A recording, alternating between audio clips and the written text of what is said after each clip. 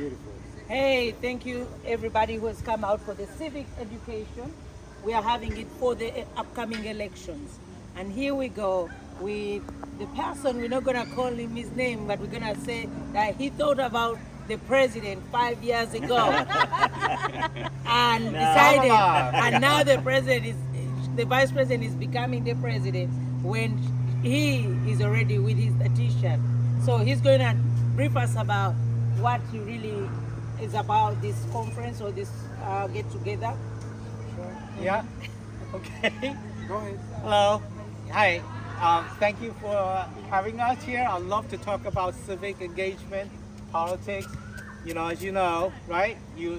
Basically your values are reflected how your government works for you, and so we'd love to have more dialogue in the future.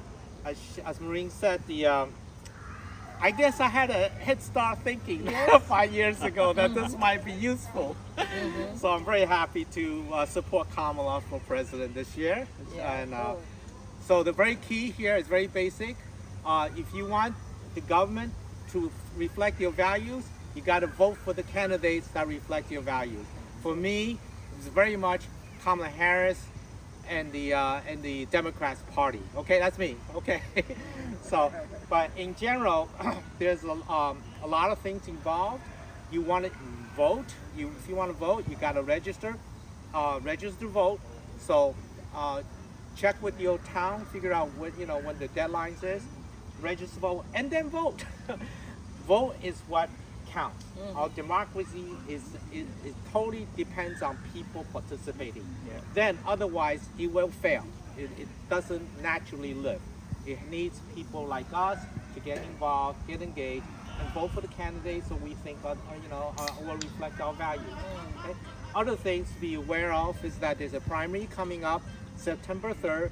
This is where the parties themselves have elections to say who's representing Democrats or who's representing Republicans. In Massachusetts, many races are won at the primary. If you win the Democratic primary, in general, there's a good chance you'll win at the general election in November. So get involved with the primaries. I know many of us are Waltham. Heather May is the candidate we want to support. Okay. So definitely vote for her on the primary on September 3rd. Again, register so you can vote. And the other things are like issues you care about, like fair wage, have minimum wage for service workers. That's there's several ballots coming up in November. You want to vote, your values. Again, if you want to support the fair wage, it's ballot number 5. Vote yes on that. Ballot number 2 is the MCAS. Having requirements for MCAS is very difficult and there's a lot of challenges. So you could, what we want to do is take that requirement out. All the teachers association supporting that, so that's ballot number 2. Vote yes. There are other things. State level, my personal big favorite is Mara Dolan for the Governor's Council. Please take a look at her campaign, support her. There are many, many more. Vivian and I will try to summarize all this and give you, to provide more information. But certainly, feel free to contact me, Shaw, in the future if you have any other questions. I'll be happy to get engaged and answer what I know. All right. Right. So maybe just to add a little bit about the primary election. Yes, we've mentioned Heather May, but it's also important to look at any ballot initiatives that I don't know whether it's statewide or locally with the towns or whether that happens in the election. But it doesn't necessarily have to be during the primary election, but pay attention to your local elections like school committee, finance committee, these special town meetings, because some of the decisions that are critical for our children happen there during that time. And also get engaged, run for school office, be on the different boards in your towns and the different committees, because again, they influence how we run the town and how our children are affected. Just like Shaw mentioned, MCAS is one of the ballot initiatives this year, but in November election, it affects how our children, many of us are immigrants, and we're trying to navigate the system of trying to help our students, our children, get to the right schools, colleges, and all that. And this is where we need our voice so that our children are not disadvantaged in that process.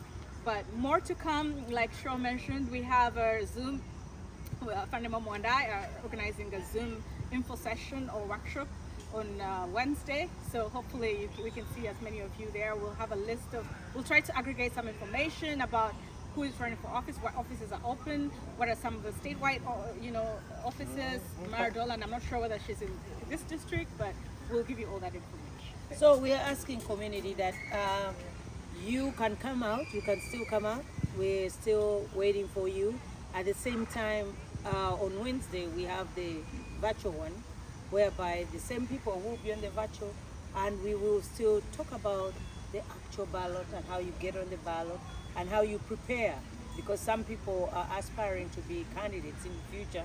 So we gotta start preparing you now. Just like he had a head start of 5 years ago, we need a head start now on knowing how to go about the U.S. politics. So thank you so much, Mr. Matthias and Mr. Jumba. Yeah, Matthias, come on, let the people see who is Mr. Vice President, Madam Vivian, my two tatas, my dad. Thank you, everybody. The young people. The young people. The young people. Yeah. So thank you, everybody.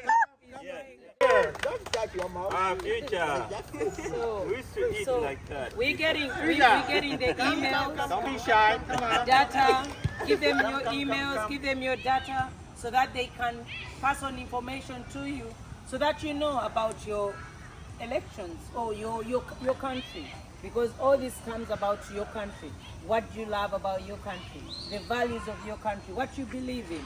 All this can just be exhibited via a vote. So your vote counts, and your voice is very mandatory in everything that you do. We thank people who are out here and those who are still coming for making this happen, and more of this to follow until the November ride. Thank you so much. And I want to add on one thing, please. If we were not a voter, but you know somebody who is eligible to vote, please encourage them to vote, because they have a key for your values. If they sit back and don't vote, they are locking you out. So please, let us encourage everybody to run and vote, and encourage the younger people too.